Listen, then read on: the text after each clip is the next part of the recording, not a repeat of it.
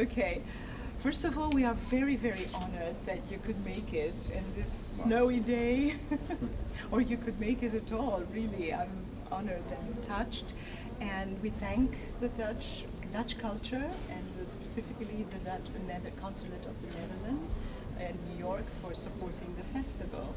So, thank you again, and please. Well, thank you so much, Nora Armani, for your continuous support of Dutch film. We're very honored because we have 4 very diverse films in the festival lineup.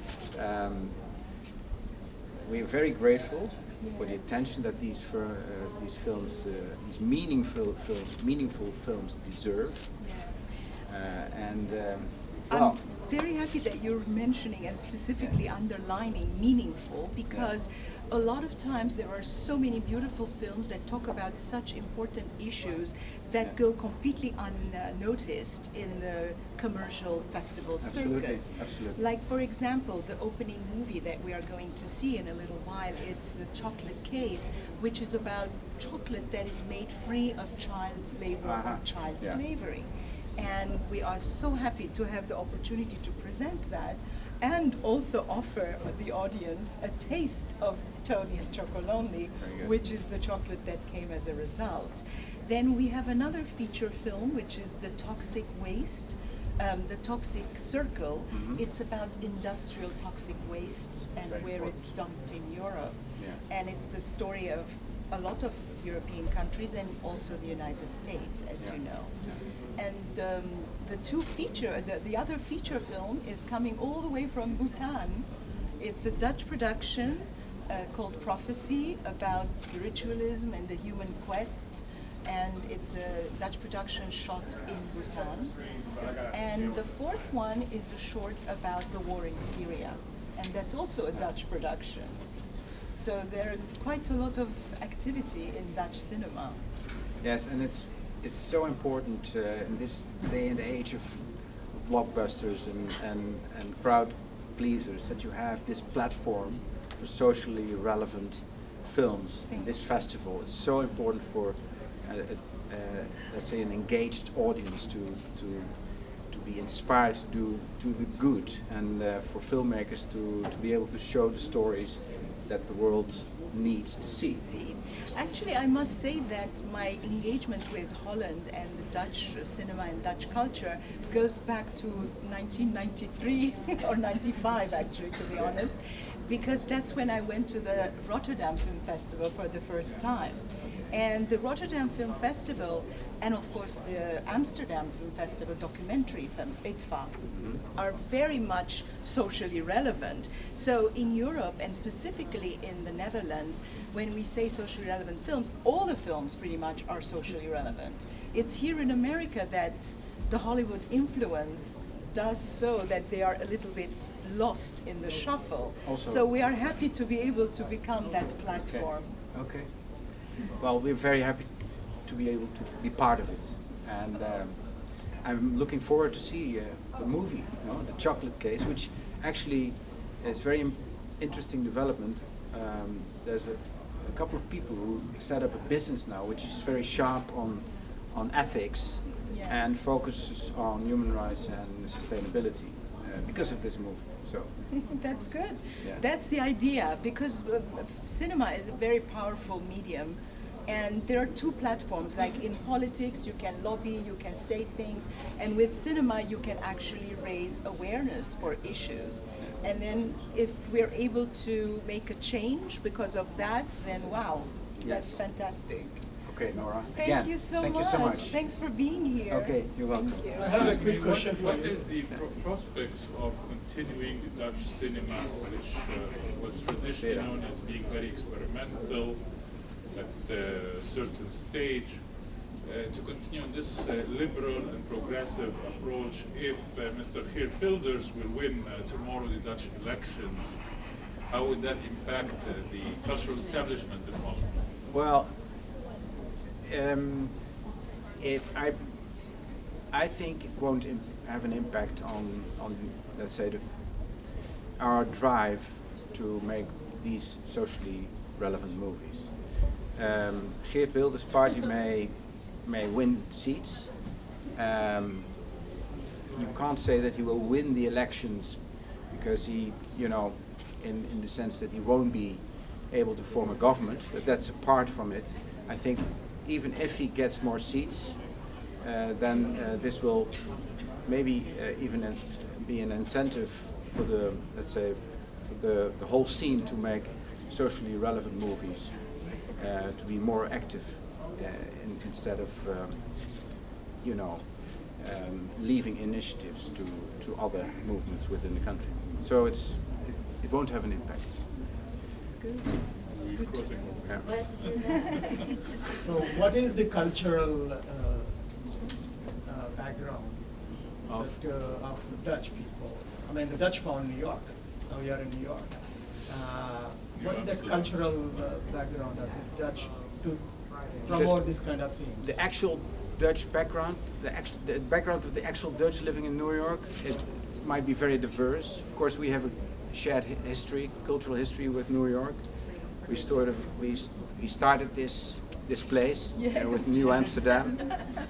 We provided New York with its DNA, you can say, which is about entrepreneurship. It's about pragmatic tolerance. It's about participatory government, which is, you know, which is something which we gave New Amsterdam and which stayed here. I mean, and it was important for the identity of the United States. All the immigrants passing through Manhattan, getting acquainted with these very important features, going into the United States. So we owe this country that part. But I think what for us is very important is the diversity of New York, which very much is in line with what we feel is important in our own society, which is very diverse too. So that's also the common good which we share with New York. Yeah, but my question is, why is these kind of themes are so important for the Dutch people? Is there something in your culture, historically? What you are alluding to? Because if you are such a free liberal, promoting all these social themes. Yes. Well, you know, you talk of our country. You're talking of a very diverse country with a very strong non-governmental input. I mean, we have a strong civil society, a lot of opposition to government. We are very democratic, but there's a lot of critical groups. Of course, we look at our history with a very keen eye and very critical eye on what we did, what we established, and what we also, you know, also lesser aspects of our history get a lot of attention. And together, we feel that we have a huge responsibility in that sense. Our civil society is very aware of that, and it goes in you know, it touches upon all aspects of life: diversity, our colonial history, our responsibility related to the wars around us, the people who are in need, who are looking for asylum, immigration, keeping, you know, peace in Europe. We're a founding member of the European Union, and we're very much committed to keep Europe peaceful and to make the European project a success. I don't want to get into politics. I don't want you to get into politics, but but I'm curious, is there something at this critical time of the European and American Western history? You wanted to come back and say, hey, we gave you Dutch, we gave you the New York, we gave you this liberal philosophy. And now you are not following what we gave it to you. Just do you have a new message? That's what I'm saying. No, I think this message is not new. It's very old. We keep to our values and norms, which is about tolerance, which is about going along with each other, which is about our international responsibility and the need for international cooperation, which is not something only of the West, but of the whole world. And there's nothing new on that.